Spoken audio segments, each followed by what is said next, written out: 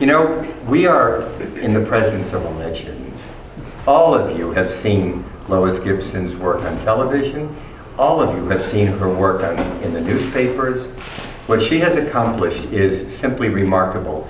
She warned me within an inch of my life not to read all this, but I'm up here and she's over there, so I do what I want. You know? Diane will tell you that, right? Lois Gibson is recorded in the Guinness Book of Records as the world's most successful forensic artist. Her sketches have helped law enforcement bring in over 1,266 criminals. She is a graduate of the University of Texas at Austin with a Bachelor of Fine Arts with honors and the FBI Academy Forensic Artist course. She now teaches the profession at Northwestern University. She completed the textbook for her profession titled Forensic Art Essentials, released by the Elsevier, is that close? Elsevier. Elsevier, that's close. Yeah. Academic Press December 2007. Her true crime book, Faces of Evil, which profiles some of her most fascinating cases, was co-authored with her renowned writer, Deanie Francis Mills. Both books are available in bookstores and online. Her 2007 sketch of an unidentified murdered baby girl called Baby Grace, and you may know that came from this area, right here, prompted Riley Ann Sawyers' grandmother to identify her for the Galveston authorities, resulting in the apprehension and conviction of her murderers, her parents. In the last 6 months, she has appeared on True TV's Forensic Files, the Clear Lake, Texas quadruple murder, A&E's First 48, the segment titled Cold and Callous. She has also been profiled on ABC's 2020, Dateline NBC, People Magazine, the CBS Early Show, CNN, Larry King, Good Morning America, Fox News, Reader's Digest, Oprah's Magazine, Unsolved Mysteries, CNN, Paul Lazan, and on and on and on and on. This lady is world famous, and she's with us today. Please welcome Lois Gibson.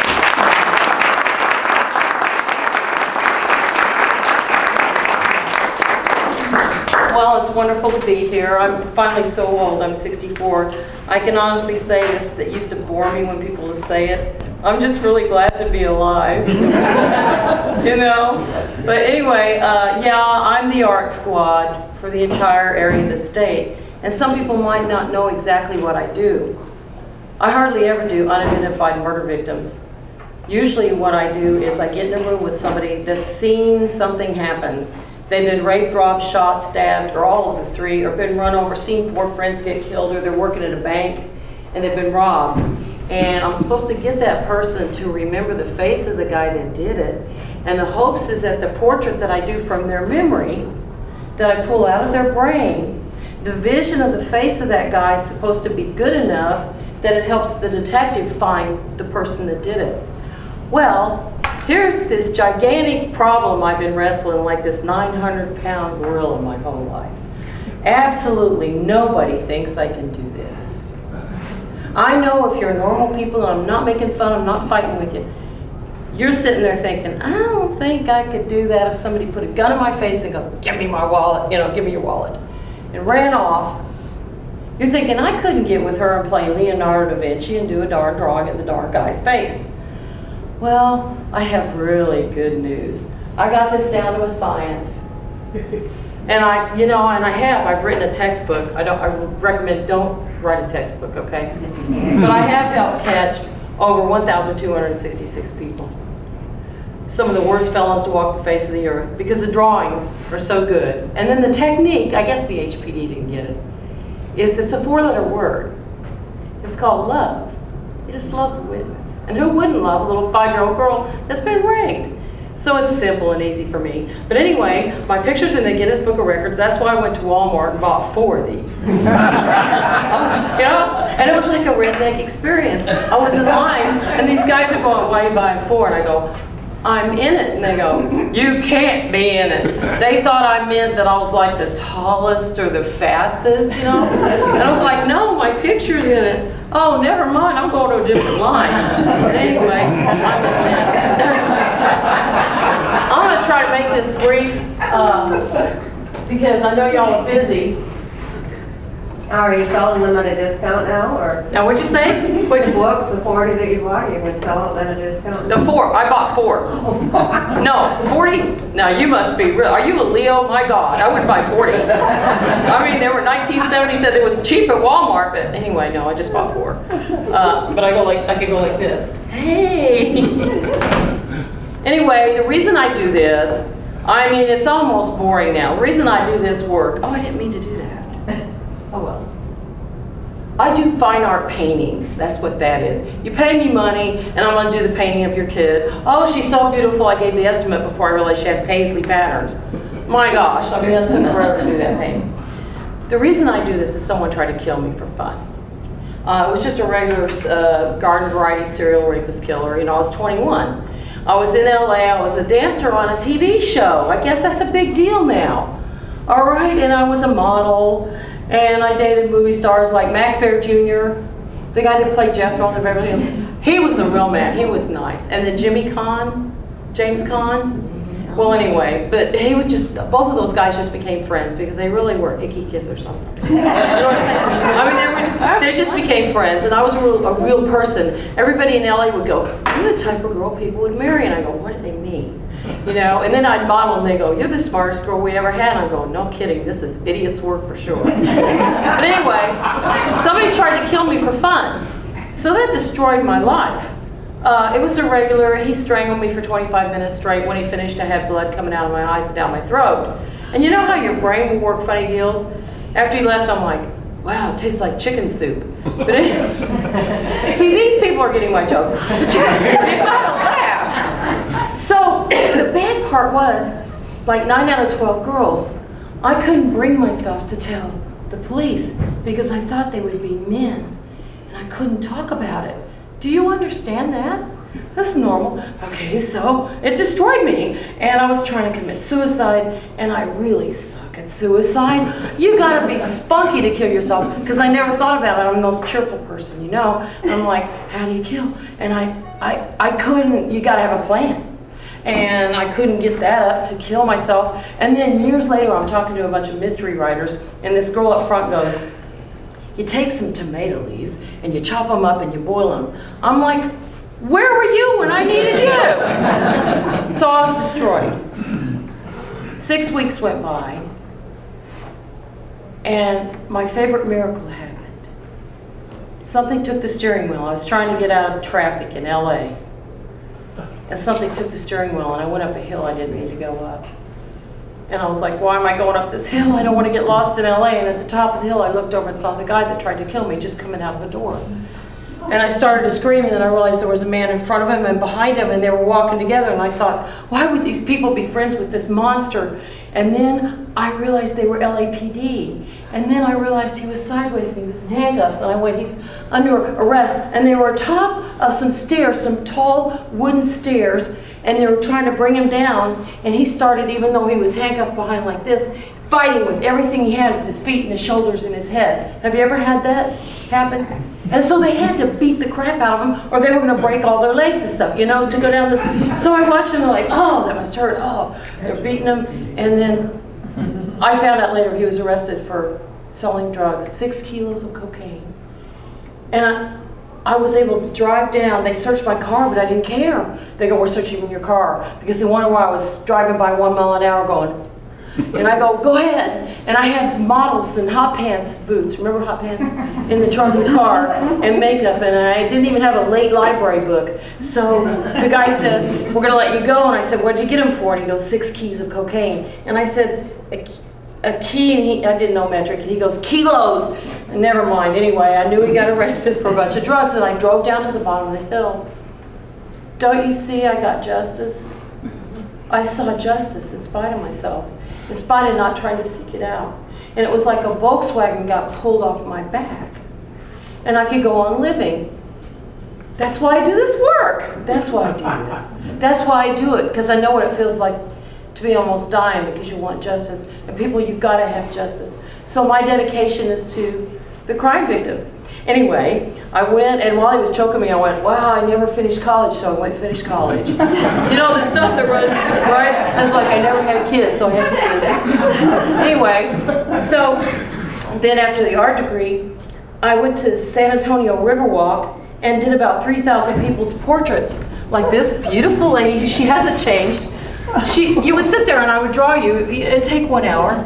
And it's a monochromatic, but it's kind of tasteful. And I love the way you came out. You're beautiful.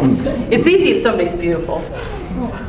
That's why I picked you. Anyway, after doing 3,000 portraits, that's a lot of practice, right?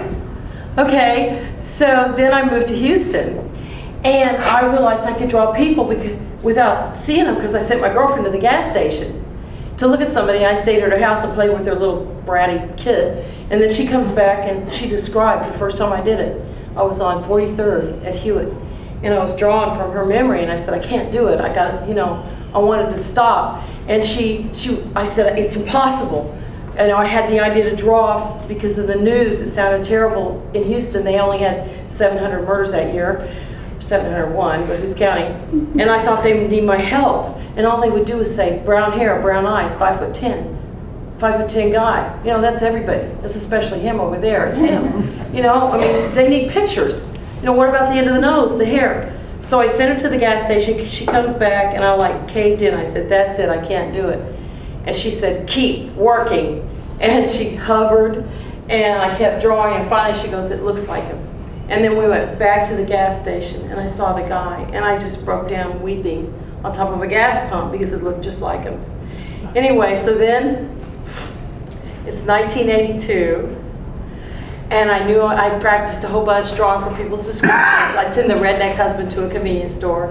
He'd come back, and I'd draw a picture of the clerk, and then I go to the convenience store, and the guy's going, where are you drawing? Parking lot? Very good portrait. But anyway, everybody in the neighborhood was getting portraits, and they didn't know why. So when I was sure I could draw people from description, I approached the police department. I could take a lot of physical and emotional pain and still do well behind it, like a lot of women. So it came in real handy. How do you think the police were? Open-minded, open to change, in touch with their feminine side. No, I had to put the Disney version in here because I still work there. But they would just, I go, I can draw people I can't see on the phone. They go, are you hearing voices too? Because we want to hang up now. But anyway, I freelanced for 7.5 years, and every third sketch I did would solve the case. So then now they gave me a job right after I did her portrait in 1989. And I love it. But there's one special reason I'm here right now, a very big new reason. Usually I quit giving speeches years ago, about 2 or 3 years ago. The reason I'm here is there's something very new happening, something wonderful. And what I want you to do is think, if you know somebody that's artistically inclined, this is so important. This is why I'm here. You're going to see why in the slideshow.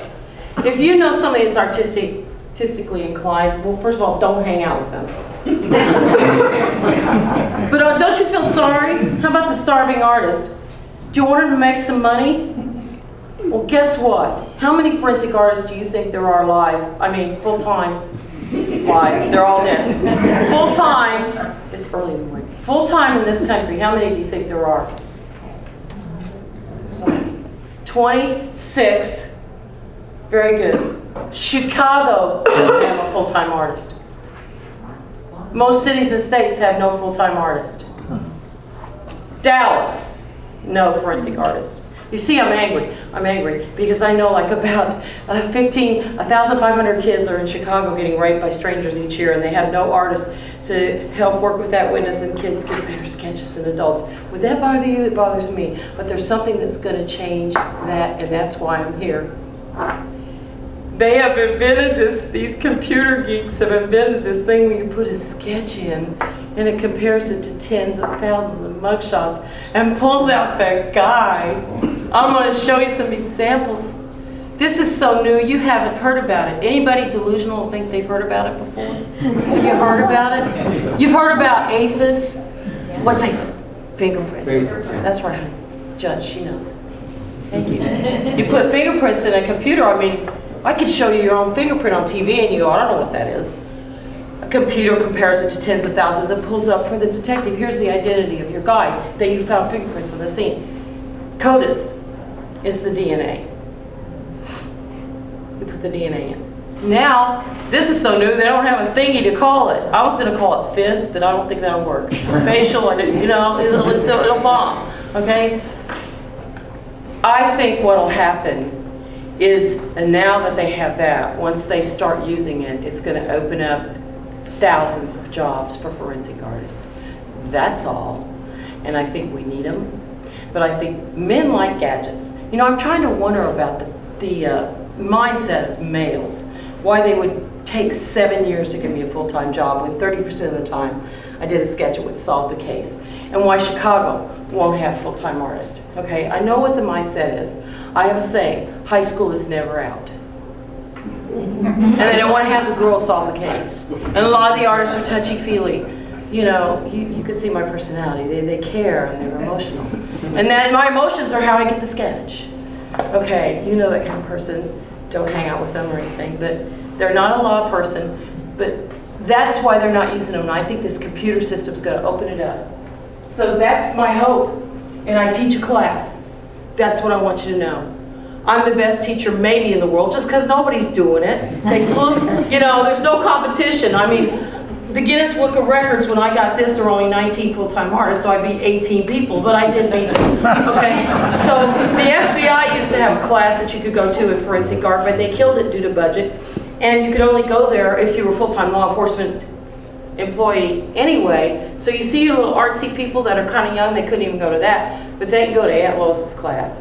It's here in April 21st through 25th, here. I teach it in the Woodlands, in a hotel on I-45, and it's a great class. I just do it great. They're going to fly me to Brazil.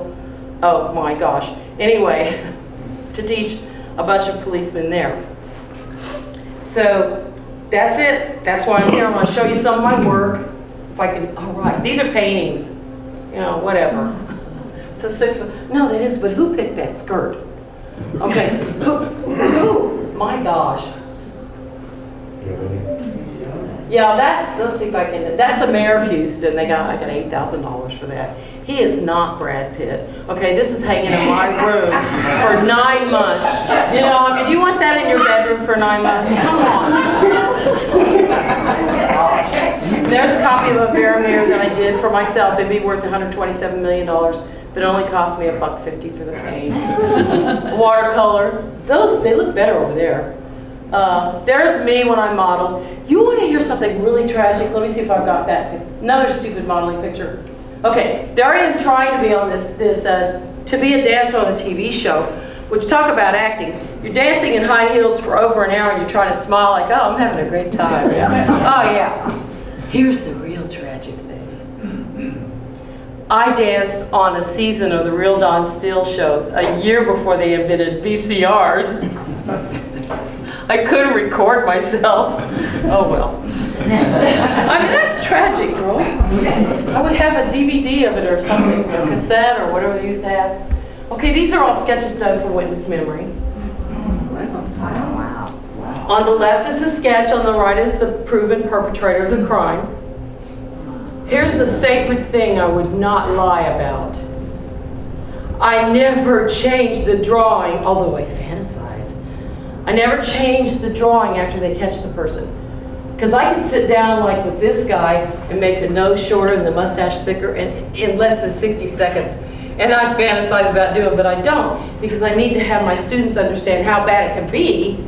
And they can be bad and still help catch the guy. And that's one reason law enforcement doesn't believe in forensic artists. They don't think this about themselves. Well, the sketch has to be perfect and it'll be faulty. Wrong, coffee, donut, breath. Do you ever do a perfect investigation? Do you ever do anything perfect? No, you sketch. If the guy sits in front of me, I can't do a perfect picture. So of course, but I've got sketches in my textbook that are really embarrassing, but they still caught the person immediately. I mean, they can be this bad. Okay, here's a case. You might have heard about it. A woman plays like she's a nurse and she kidnaps a 10-hour-old baby from a hospital. 10 hours old. Talk about young. She has a great big purse. And when the mommy goes to the ladies' room, she puts the baby in the gigantic, come on, you have gigantic purses sometimes, right? She puts it in there and walks down the stairs. So that's a complete, that's worse than a murder. Somebody's already dead, okay, but the trauma, the emotional trauma to the officers at that hospital was unreal, because they're standing there, what can they do? So they go, there's Lois, you know, like here I am with the easel. And I did that drawing. It's pitiful. And that night, they put the drawing out, and the girlfriend of this person called and turned her in. Wow. So you have your friend that's artistically inclined. They can do one drawing, take 1 hour, and get a baby back to the mother. If that's the only case I saw, it would make my whole life worthwhile. Seriously. There's the baby that got back that night. Yay! Yay! This is from a 10-year-old girl, this sketch. She was sexually assaulted, very gross to her. And this guy, I've done better, I've done worse, but he's watching TV and he sees the sketch, and this is when they were reenacting the crime. So he called up and turned himself in. James Rayford, he turned himself in. And that's terrible. Look, the nose is too long and big, the lips are too far away. I mean, this is what your artistic friends can do. And take my class, the number one thing I do is I make them not be afraid and let them know they can do crummy, stupid drawings that can solve cases. This is Paul Deason. Do you know Paul? You don't remember Paul? He's West Side Patrol. This man is so tough, he's sexy. I mean, you'll understand why. I mean, Paul Deason, he's on patrol, and God, I love him. I don't say the SH word at work, short, but he's not tall. You know, because I love the men folk, but he's not tall. But he stopped a guy, didn't realize the guy was an escaped convict. The guy got out, shot him in the head, and then shot him in the back.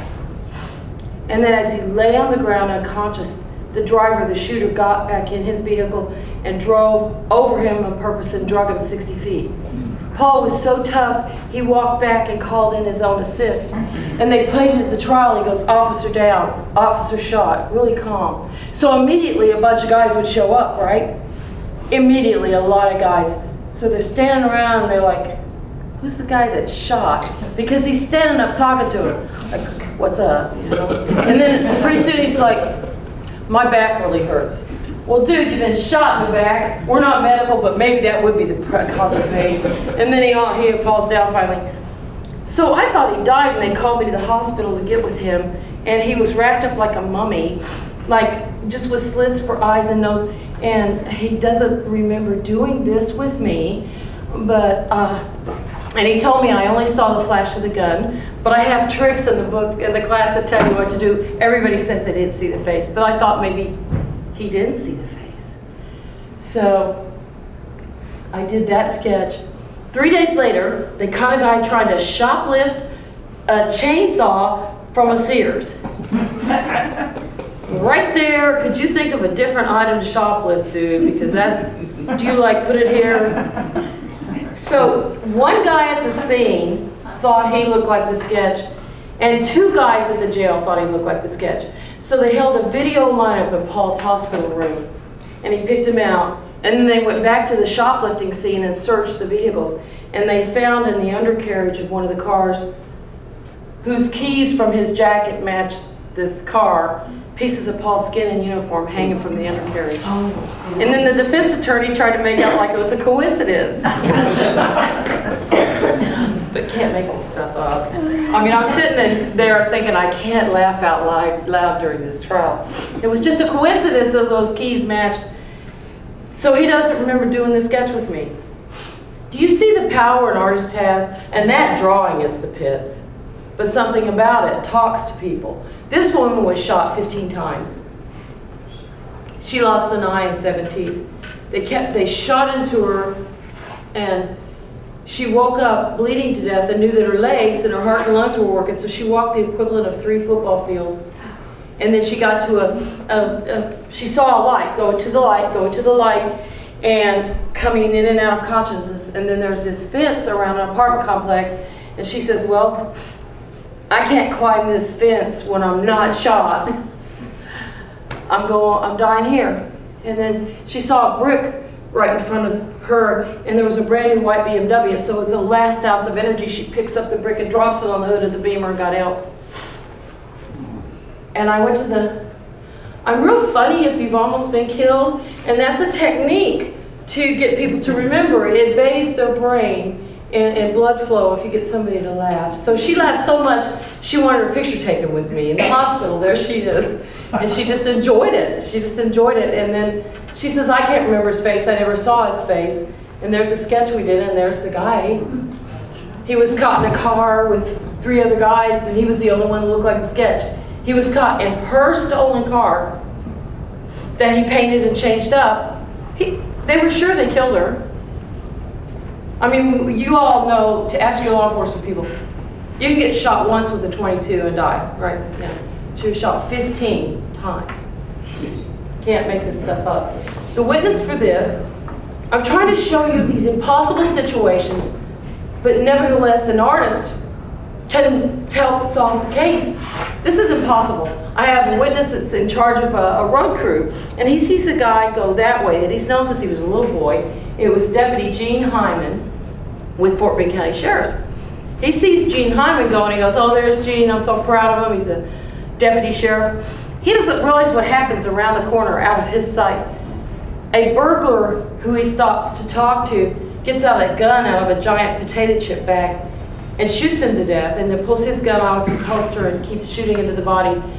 So all my witness knows is he's a real grouchy old man, by the way, with thick glasses, and I did this sketch at 11:30 at night, Fort Bend County Sheriff's. He's standing there, and he sees the car come back, and it's going back and forth on the road. Fishtailing erratically, fixing to wreck every second, throwing gravel. And he goes, what's wrong with Gene? And then he drives by like that. So he sees him 30 feet away, in motion. I think it was the 1/4 of a second glance. And he goes, I never saw that guy. All I know is it's a skinny Mexican, not Gene. And so one of the tricks is you ask what kind of hair, because human beings are obsessed with hair. That's why high school is so hard. So I go, well, what kind of hair did the skinny Mexican have? And we kept working it, and there's a sketch. I was sure it wouldn't be any good. I waited 9 months. I didn't want to see the results. I was sure it was going to be so off, it was going to make me just almost want to quit the profession. So 9 months later, I called Detective Precludo. I said, send me a picture of this guy. I want other artists. I'm 64. I want other artists to learn this. Our profession is almost disappearing because of lack of belief by law enforcement. Do you understand my motive? I understand it's life and death because I watched myself being killed for 25 minutes but didn't quite die. So that's why I teach it. And these are kids. Witnesses are kids for these. Kids are better than adults. They all are. They're way better. And then that's counterintuitive to law enforcement. I understand men. I love men. Everybody should have a man. They're wonderful, aren't they? But they assume, perhaps incorrectly, and no offense, that a child will not be as good. Children are terrible for car makes, and they don't know what a darn car. They're almost like females. Well, it has wheels and it drives. There's doors, right? And they can't tell you the age. They're terrible. Really old, and the person's 25. They are awful on height. Terrible. But they give great sketches, thank God. So every department should have a forensic artist just for the children. Here's from a 5-year-old little girl. It's so old, all I had was a terrible Polaroid. But anyway, I had 3 5-year-old girls. Listen to how accurate they are. I have a catalog. Tell your artist friend, I'm going to tell you in 60 seconds how to do this. You got a catalog with different features in it. You give it to the witness, and out of about 200 eyes and lips and noses, they pick what looks like the person, and then you put it together in good proportion. That's how you do it. Do you understand? That's how you do this work. It's so simple. And everybody can pick out a picture, you know, of your ex-husband. Yes, those are like that, right? And then you draw pictures, which is what artists do anyway. So it's that simple. So out of 200 examples, each 5-year-old girl that saw the guy, one was assaulted, each 5-year-old girl picked the same one out of all the 200. Separately, they did it separately. The others played with toys, we had gigantic, and they separately picked out the same feature. And each little girl said, Miss Lois, Miss Artist, the nose look like yours. And a second little girl, I'm going, okay, little girl, here's the noses now. Just look, does the nose look like yours, Miss Artist? And then I go, come on, third little girl. Okay, but she picks everything else. Okay, here's the noses, little girl. But Miss Lady, it looks like yours. So I'm like, nose like a pervert. What can I do? I took my mirror out of my purse and wiped the junk off of it, taped it to the paper, and drew my nose on this guy. Doesn't he have a really good nose? Look at how attractive. This is a good-looking nose, people. So he was arrested for being drunk in public. They thought he looked like the sketch. They had to line up for my witnesses, and they picked him out, and he confessed. And G had been arrested before a couple times for raping little girls. I mean, do you see the need for the artist? Do you understand? Please, if you know somebody that can draw. See how another good-looking nose line up here? Then they flew me, the youngest I've had, they called me from Ulysses, Kansas, KVI, and they said, we've got a 4-year-old, he just turned 4 that day.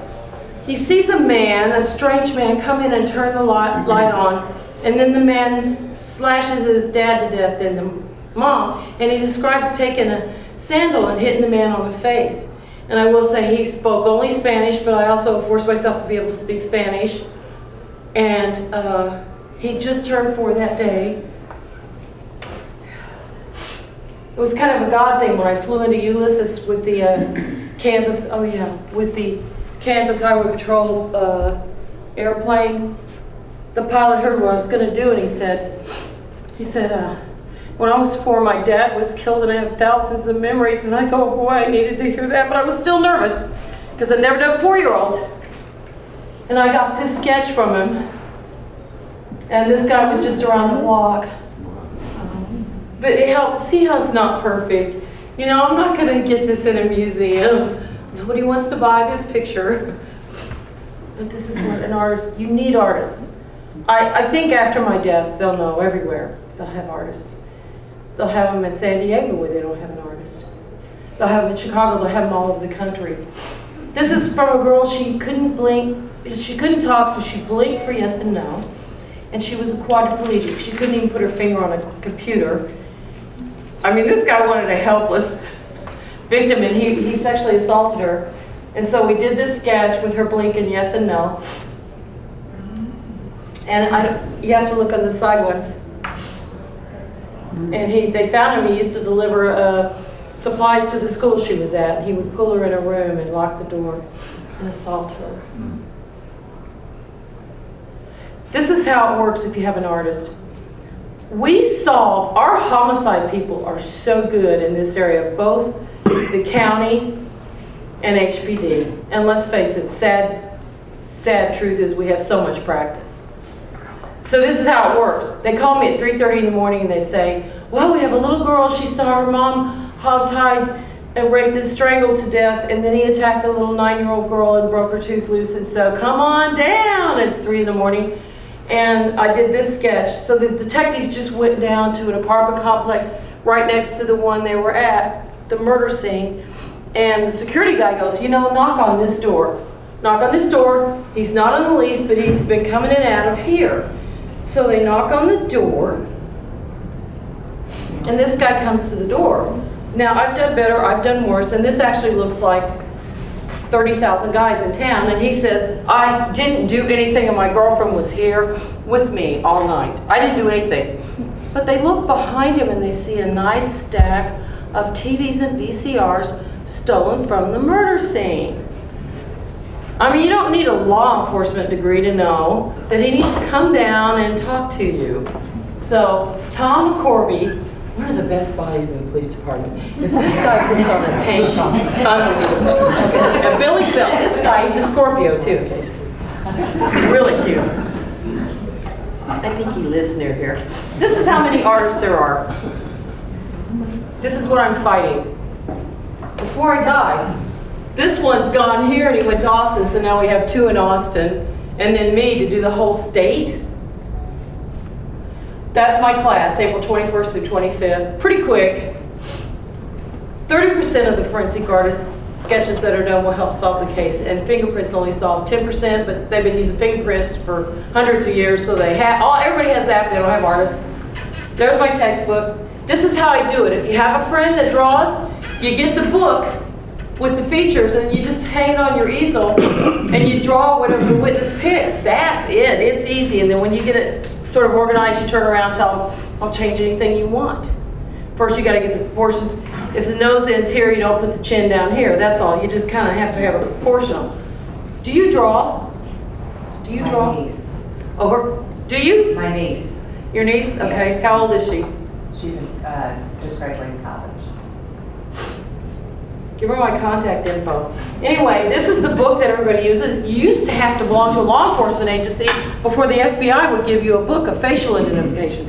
Now you just buy one from Samantha Steinberg. She took my class, and it works great. It just works. This is what I use now. The whole world uses this book. And again, you just get it online, and it gives you pictures. And the people point out, I mean, you could talk for hours trying to describe that, you know, but if you have a picture, you're done. This is the APHIS, the CODIS, and we don't know what they're going to call that, but this is so new. We're in the middle of buying it at HPD, and we were going to spend the money, and FBI stepped in and said, let us pay for it if you let us have access to your mugshot database, that kind of thing. So it's that new, but I think it's going to sweep the country. And here's the deal, a scientific journal, I couldn't even understand what they were doing, but I couldn't read, I didn't understand what they were saying, but I do know, I've been working with people since 1991 on this kind of thing. Bill Engvall, the comedian, his uncle, John Engvall, in 1991 was trying to get this started on a computer, and I worked with him. So those sketches up there, they compared them to 10,000 mugshots of, say, black females, young Latino, and older Latino, and it put her in the #1 position. They're making fun of the old system, which put her in the 320th position, but they've got it down. So this was #1, this was put #1. By the way, he's still out there. He's a bank robber. You know, you can get the money. He's still a fugitive. And then this murderer put in the first position from putting a sketch. I mean, I don't know how these, but it does work. I don't know how it works, but all your artsy friends can do this. And now you can, who can draw here? Come on, up it. Come on. All right. Can you imagine if you have a surveillance photo of me like this, you could draw me like this. Trust me, you could. A little crack. Or you see me like this and you turn around. That's all an artist needs to do, is do like a mugshot positioning. And they're putting those in the computers and catching people. What are we getting? More surveillance images, and they're being a higher quality. So I think we could get a full-time job for somebody in this county or this area just repositioning surveillance images, faces. I don't know how to say that. Okay, and here's how it works. One of my students, she's in the Conroe area. Look at this bozo. I don't know if he's single, ladies, but here he is robbing. He's robbing a lot of places. And see all the stupid angles you have, the artsy person? Okay, she did that, and there he is. It got him caught. Very good. Really strange eyebrows. But she did it. Okay, there's my husband. We've been married 2 years. Of course, this is 30 years ago I was telling you about him. If you call to take the class, he'll answer. And the thing is, he's Peter Jennings' cousin. You know, so he sounds like, he's from Canada. He sounds like Peter Jennings. It's like, where is the mustard? I'm like, would you just look a little lower in the fridge, or do I have to walk over it? Because it's in there. But he was the only reason you're a model, I don't know what it was with me, but with him, he just got gigantic this bone. The zygomatic process is big. So what? Doesn't mean he's nice or smart or anything. And then there he is now. I still think he's a hunk. I took this picture so I could make this painting and hang it in my office. And I made him wear a pink shirt, so it contrasted with the green in my yard. Okay. It made sense to me. He's got turquoise eyes. But anyway, he answers the phone. He called, take the class. And there he is next to Peter. He's bigger, a wider skull. There's the true crime book, get it used online, and here's age progression. Pretty boring out. If you're an artist, this is so easy. This guy got away with murder for 31 years. The guy that murdered that man's daddy in front of that man when that man was 11 years old. So he comes back to HPD, And he goes, what have you done about this case? And so they knew, and this man knew, that they had found out who it was. It was this guy, Ora Dave Lott. So here's your job. Make him look, he's 33, make him look 63. Easy. Trace the stupid picture and make the skin go south. That's it. Look. So I did that, and they caught him in 10 days. I mean, his task force, they knock on his, he changed his name a little bit, his social security number was changed a little bit. They knock on the door, and they go, are you Ora Dave Lott? And he goes, no. And they showed him the picture, and he had arthritis. He was pretty slow. He's like, okay, dudes, okay. And then he said, it must be for something 30 years ago. And then this is really hard, but I teach how to do it, and in my book, a girl in Tomball calls all over to the FBI and everybody, saying, my brothers were taken from me 30 years ago. When I was 4, my mom died in a car wreck and my aunt couldn't adopt all of us. So they were adopted out to somebody else. I want my baby brothers back. Here's your job.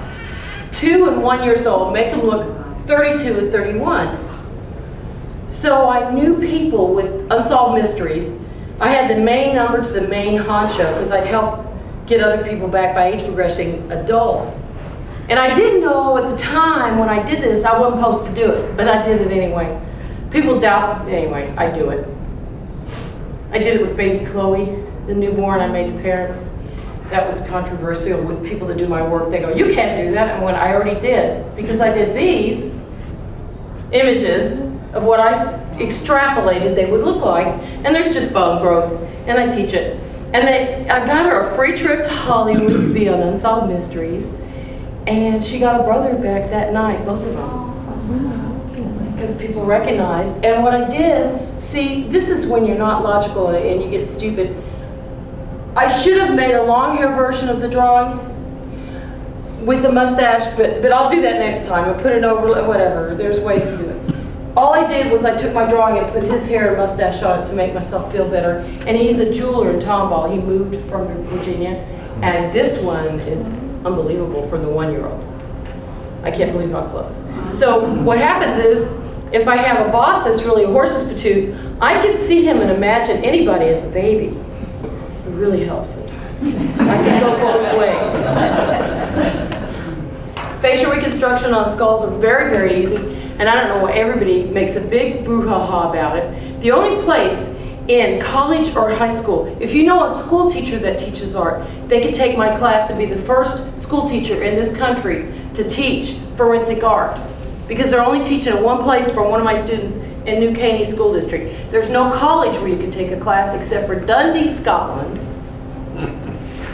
2-year master's program, and mostly they do facial reconstruction on the skull, which you only need 1 every 2 years. You get a murdered person down to the bone. Usually it's witness memory. The person that teaches witness memory in Scotland took my class, and then he flies to Scotland to teach it. So take my witness memory, and I cover this the last day. Super easy. There's landmarks. I mean, I'm sorry, they're just not challenging to me. This was challenging because it was just a fraction of a skull. You could ask the law enforcement guys why this happened. Somebody took and chopped the teeth off the top, and then the mandible was gone. Now, why would somebody chop off the top teeth? Yeah, the man that did that, okay, excuse me, I think it's a man. The man that did it was probably a love interest, and he knew if we find out who she is, we'd find out who he was. Otherwise, why would you go to the trouble?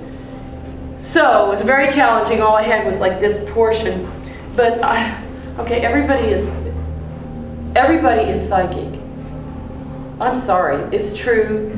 It's Heavenly Father, and you tune into this when you do this work. So this wonderful woman in Tomball that did the surveillance things, Teresa Witten, she was with me, and she was going to do her version, and she said, this girl's got an L in the middle of her name, and she kept calling her Julie. And then we got this match with DNA, and that's what I came up with before, 3 years later, and her name's Billy Willard. She has 4 L's in the middle of her name. They had a little murdered baby girl wash up in a blue plastic box in Galveston. And so I had to go all the way because I would live with it the rest of my life if we didn't solve the murdered baby. So I drove down to the morgue, and I'll tell you something nobody knows. I smoke a cigar because the decomp, it kills your olfactory nerves. Those guys, yeah, they know. There's a big fat one smoking about this far down. Just let it go in your mouth, out your nose. I hate smoking. And then I walk in, and they unzip the bag, and it was so beautiful. I literally said, "Thank you, God." It just smelled like vinegar. Vinegar. She was murdered on July 28th. They found her October 29th. She should have been liquefied, a skeleton. But I believe they had bought many jugs of vinegar and poured in there and pickled her. So now you know. So there was a lot left. It was like a gray, wrinkled, horrible, horrific rubber doll. But there was so much. Aunt Lois could do that. And then in just a few moments, that's my daughter. I put the clothing that they showed me on my daughters to have a body model. You know how artists do that. And then in 3 days, Cheryl Sawyers in Ohio sees this on her computer and calls up. She couldn't go to sleep. She didn't want it to be her little grandbaby that had been moved to Texas to be the dead girl, but she couldn't go to sleep until she found out. And then she called, and it was. And then at the trial, they had a picture like this that showed what I envisioned her smiling like. So this only took 45 minutes, people. Artistically, I do a step-by-step of my class. This was so quick and easy artistically that it was a joke. 45 minutes helped catch 2 murderers that thought they could get away with it. And I was like a politician. I lost my nerve. When I did the eyes, I made her eyes blue, gray, green, and brown. I was like, I can't decide on a color. So, you know, but it came out pretty good. And then this is a happy ending. I'm sorry about the gross stuff. I try to keep it G-rated. And you might remember that this gentleman that is the man in the picture died. Okay, the week I was gonna email this book, which I can't write a book. It almost killed me clinically, because I have a full-time job all day and then I'm writing this at night. I said, I don't have 1 more ounce of strength to do anything for anybody.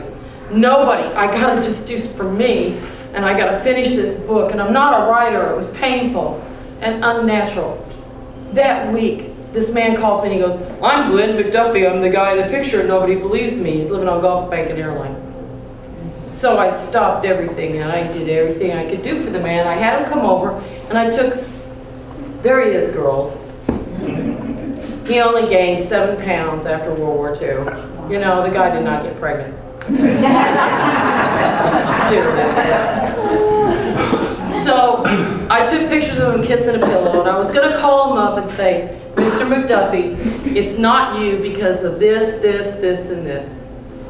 And I laid him transparent on top of the new picture. And everything lined up. Everything lined up. And I went, oh no, it's him.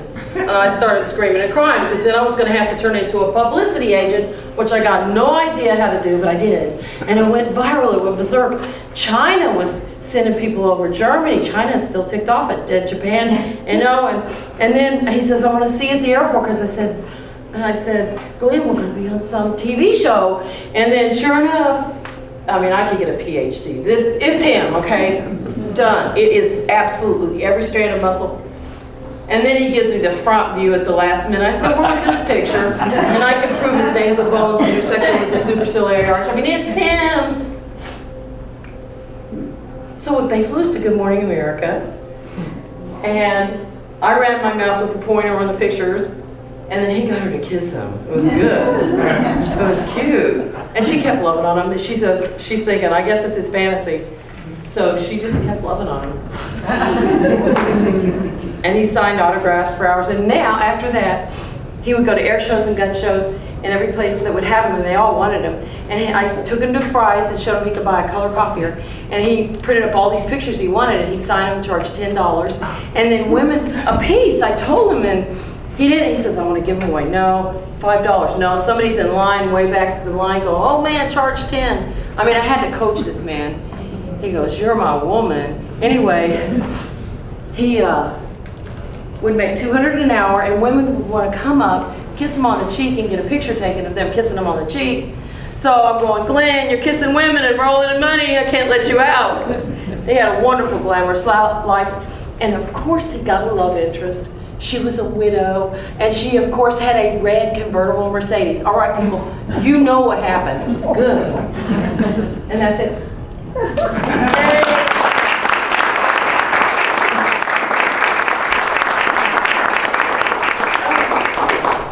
Is there any